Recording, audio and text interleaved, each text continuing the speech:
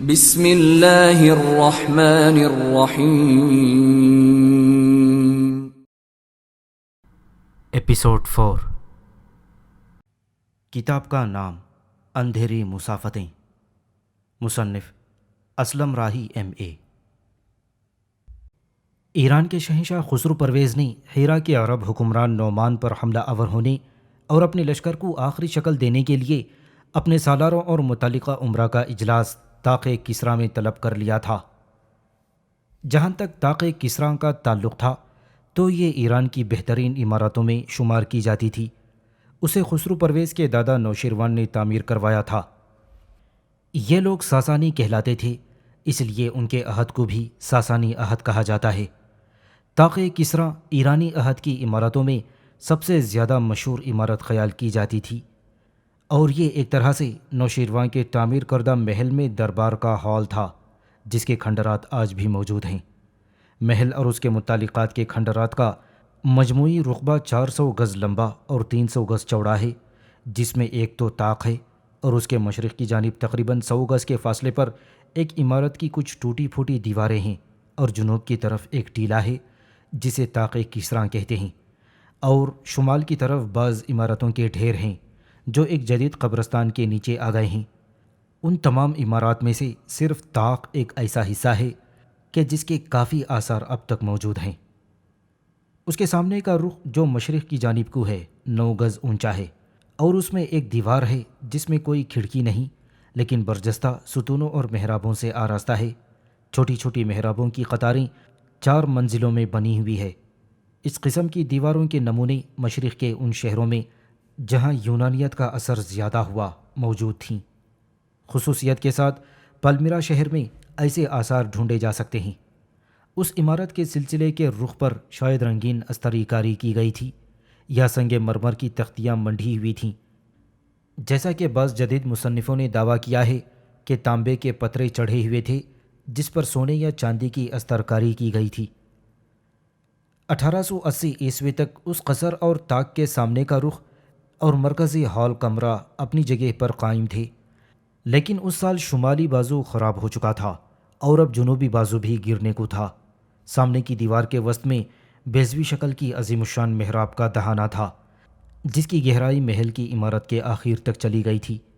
یہ دربار کا ہال کمرہ تھا، اسی کو طاق کہتے تھے۔ اس کی لمبائی 43 میٹر اور چوڑائی 25 میٹر تھی۔ سامنے کی طرف کے دونوں بازوؤں کے عقب میں 5 کمرے بنے ہوئے تھے جو اونچائی میں طاق سے بہت کم تھے اور جن پر محراب دار چھتیں تھیں، اور باہر کی طرف ایک بلند دیوار سے گھری ہوئی عمارت کے مغربی دیوار کے پیچھے غالباً وسط میں ایک مربع شکل کا ہال کمرہ تھا جو دربار کے کمرے کا جوڑ تھا۔ اس کے دونوں طرف 2 چھوٹے چھوٹے کمرے تھے۔ تمام محرابیں اور دیواریں اینٹوں کی بنی ہوئی تھیں اور ان حصاروں کی چوڑائی غیر معمولی تھی۔ زمانہ حال میں جو ان کھنڈرات کی کھدائی کی گئی ہے جس سے عہد ساسانی کی آرائشی استرکاری کے قطعات بھی برآمد ہوئے ہیں۔ طاق کسریٰ کی ساخت تمدن کے ابتدائی مدارج کا نمونہ تھی، اور دیکھنے والوں کو اپنی مجموعی شکل یا جزیات کی خوبصورتی سے اس قدر حیرت اور رعب میں نہیں ڈالتی کہ جتنا اپنی جزیات اور اپنے طول و عرض سے متاثر کرتی تھی۔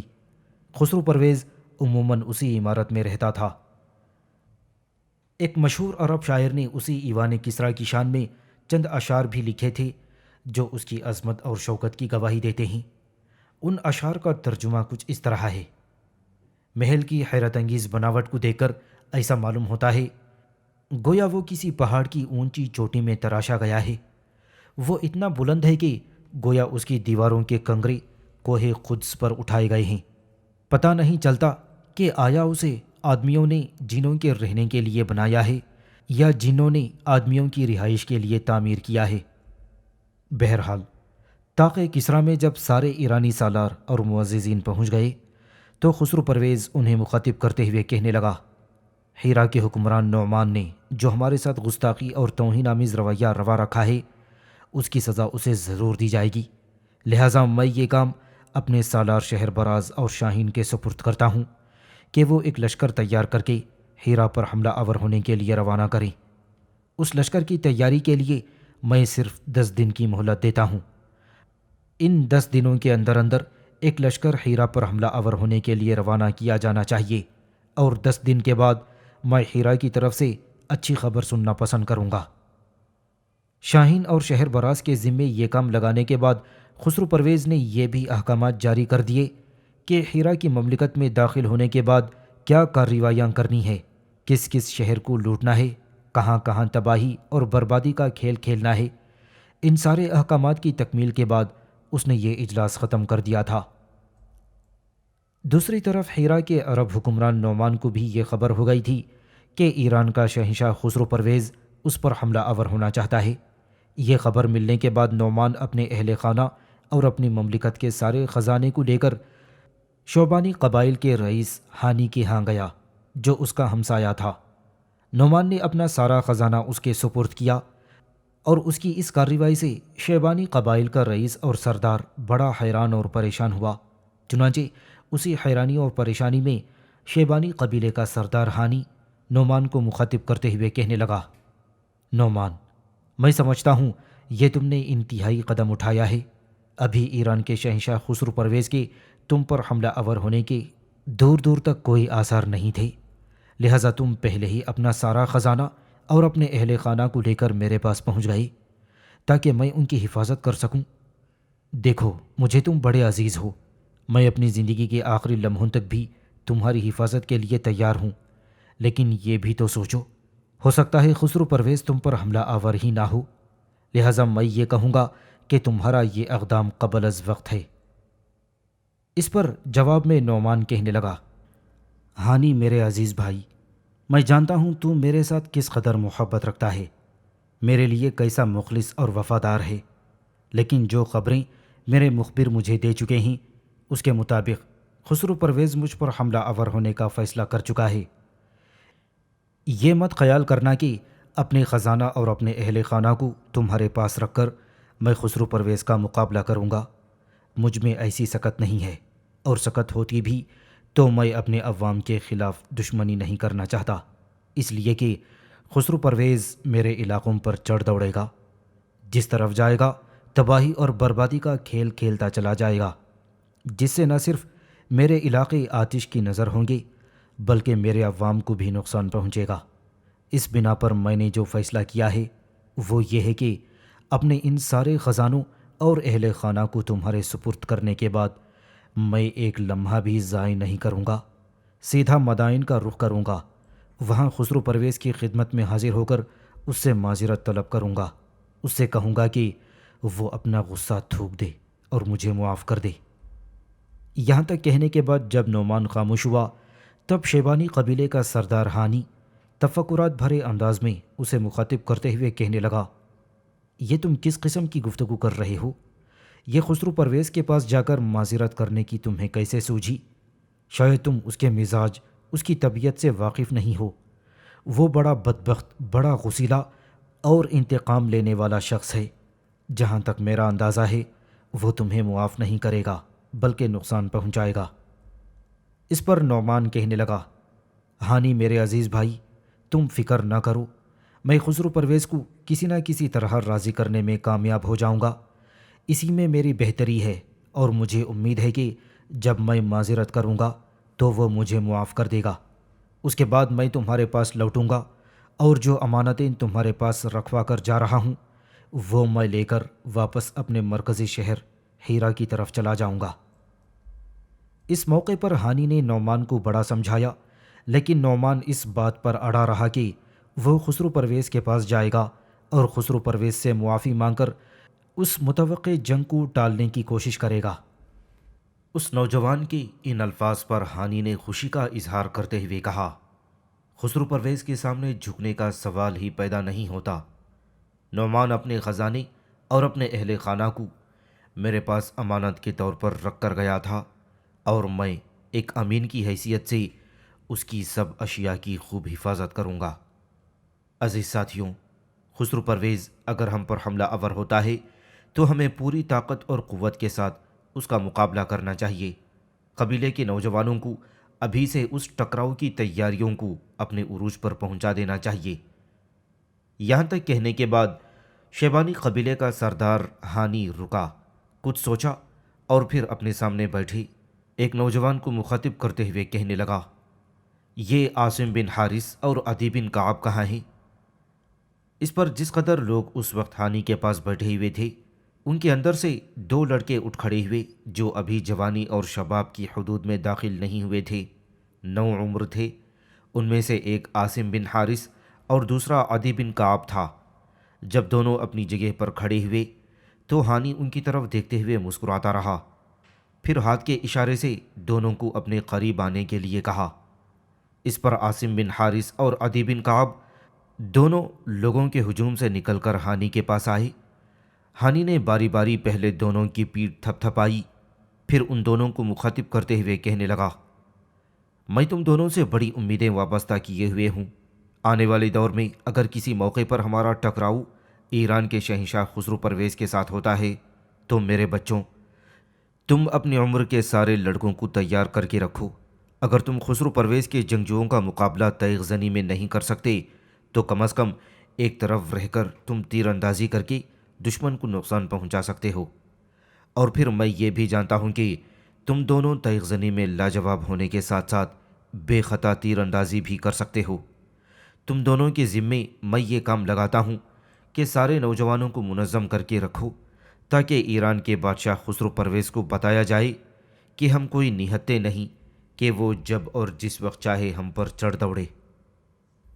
یہاں تک کہتے کہتے شیبانی قبیلے کے سردار ہانی کو رک جانا پڑا، اس لیے کہ 3 گھوڑ سوار اپنے گھوڑوں کو سرپٹ دوڑاتے ہوئے وہاں آئے تھے۔ ہانی کے قریب آ کر وہ رکے۔ ہانی کے قبیلے کا ایک شخص ان تینوں کی رہنمائی کر رہا تھا۔ گھوڑوں سے اترنے کے بعد جو نوجوان ان کی رہنمائی کر رہا تھا، اس نے ہانی کی طرف ہاتھ سے اشارہ کرتے ہوئے کہا، ہمارے قبیلے کے سردار ہانی ہیں۔ اتنی دیر تک ہانی بھی ان کی طرف متوجہ ہو چکا تھا۔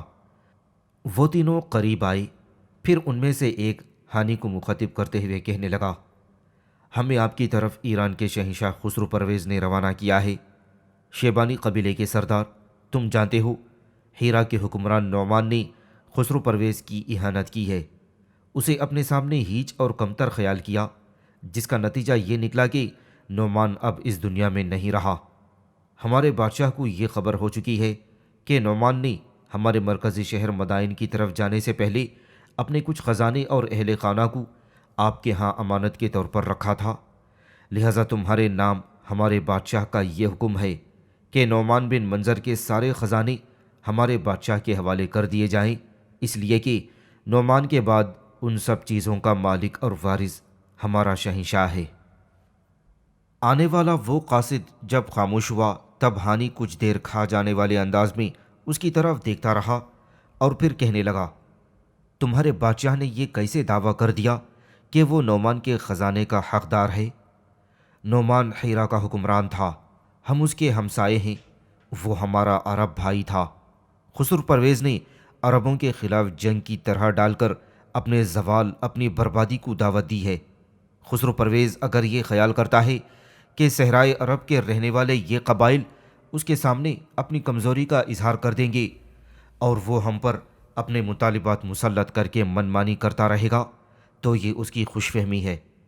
واپس جا کر اپنے بادشاہ خسرو پرویز سے کہہ دینا کہ میں شیبانی قبیلے کا سردار ہانی ہیرا کے حکمران نعمان کے خزائن اس کے حوالے کرنے سے انکار کرتا ہوں، اور اگر اس نے اس انکار کو وجہ بنا کر ہمارے خلاف لشکر کشی کرنے کی کوشش کی تو اسے یہ پہلے سے بتا دینا، ہم اس کے منہ پر ایسا تمانچہ، اس کے سر پر ایسی ضرب لگائیں گے کہ صحرائے عرب کا ذرہ ذرہ اس کی شکست، اس کی بدنامی کا گواہ بن کر رہ جائے گا۔ اس سے زائد میں تمہارے ساتھ گفتگو نہیں کرنا چاہتا۔ جو پیغام میں نے تمہیں دیا ہے وہ اپنے بادشاہ تک پہنچانا، اس کے بعد جو بھی کارروائی کرے گا ہم اس کا خوب جواب دیں گے۔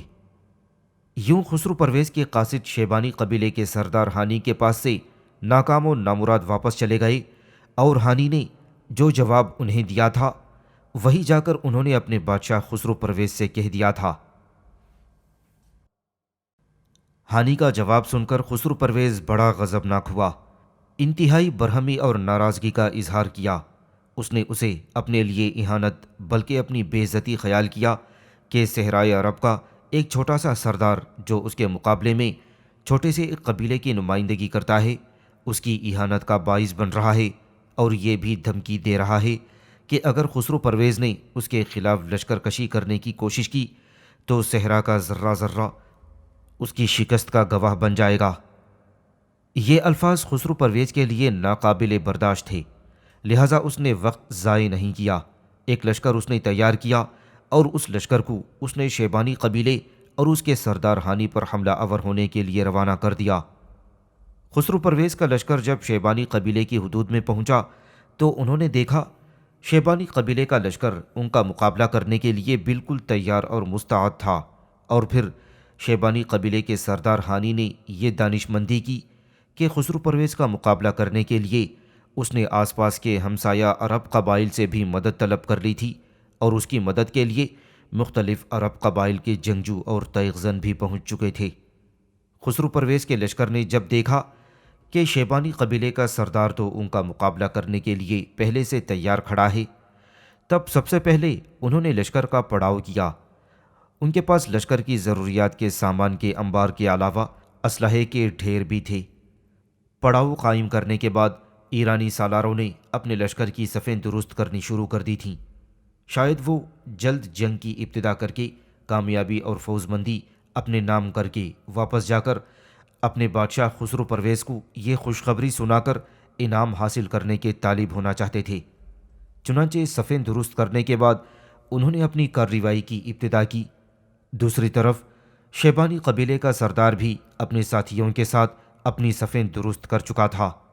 ایرانیوں نے جنگ کی ابتدا کی، پھر وہ دیکھتے ہی دیکھتے افق کے دل میں لمحوں کو منجمد کرتے مصائب کے ہجوم، بکھری نوائے پریشان میں خطرات کی ہولناک قوتوں اور فکر و کردار کی ترتیب کو منتشر اور پراگندہ کر دینے والی خوف اور اندیشوں کی ہولناکی اور جدائی کے گہرے گھاؤ کی طرح حملہ آور ہو چکا تھا۔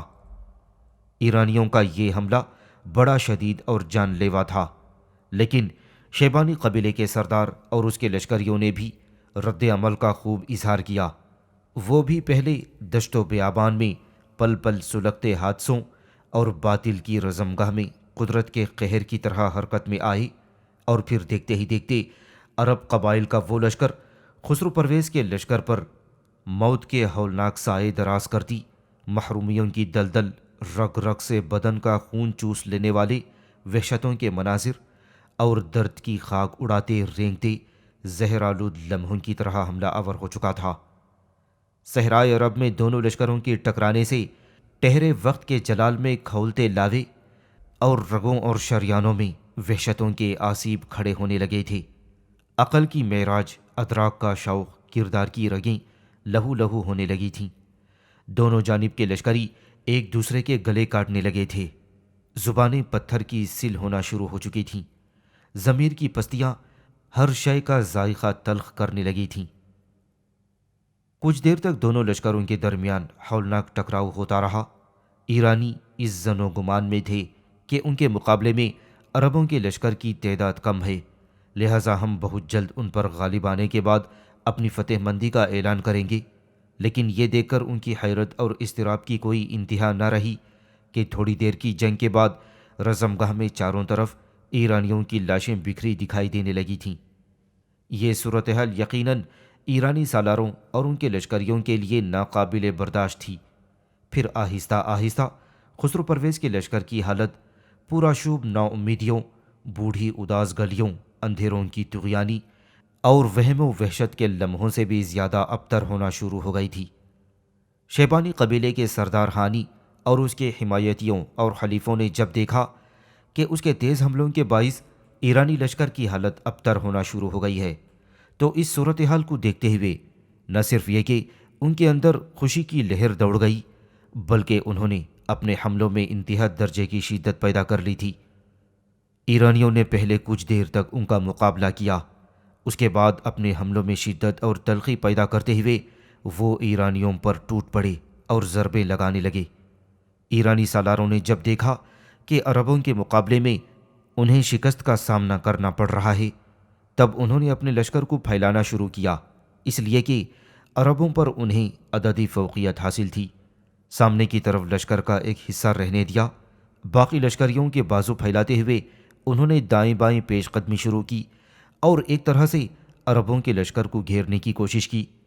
اس دوران انہوں نے شیبانی قبیلے کے سردار ہانی کے لشکر میں تیر اندازی کرنے والی اور بعض مواقع پر تیغ زنی سے کام لینے والے کچھ لڑکوں اور نوجوانوں کو اپنا اسیر بھی بنا لیا تھا، لیکن ایرانیوں کی بدقسمتی کہ وہ عربوں کا گھیراؤ نہ کر سکے، اس لیے کہ عربوں نے دائیں بائیں حملے کرتے ہوئے ان کی پیش قدمی کو روک دیا تھا، اور تھوڑی دیر کی مزید جنگ کے بعد عربوں کے ہاتھوں ایرانیوں کو بدترین شکست کا سامنا کرنا پڑا اور ایرانی لشکر شکست اٹھا کر بھاگ کھڑا ہوا۔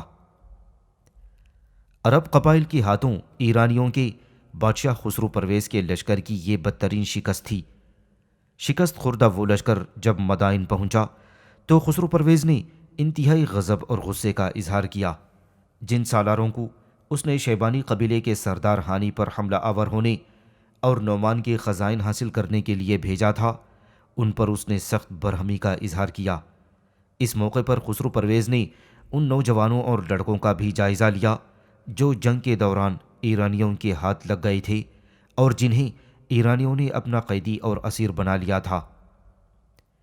ان سارے لڑکوں کا جائزہ لینے کے بعد خسرو پرویز نے آخر یہ فیصلہ کیا کہ ان سب نوجوانوں اور لڑکوں کو موت کے گھاٹ اتار دینا چاہیے۔ اس موقع پر خسرو پرویز کے دونوں بڑے سالاروں شاہین اور شہر براز نے خسرو پرویز کو مشورہ دیا کہ ان لڑکوں اور نوجوانوں کو موت کے گھاٹ نہیں اتارنا چاہیے، وہ تیغ زنی اور جنگ کا اچھا خاصا تجربہ رکھتے ہیں اور آنے والے دور میں انہیں ایرانی لشکر میں شامل کر کے اپنی طاقت اور قوت میں اضافہ کیا جا سکتا ہے۔ خسرو پرویز نے اپنے سپہ سالار شاہین اور شہر براز کی اس تجویز کو پسند کیا، چنانچہ عربوں کے جن نوجوانوں اور لڑکوں کو جنگ کے دوران اسیر بنا لیا گیا تھا، خسرو پرویز نے ان سب کو اپنے لشکر میں شامل کر لیا تھا۔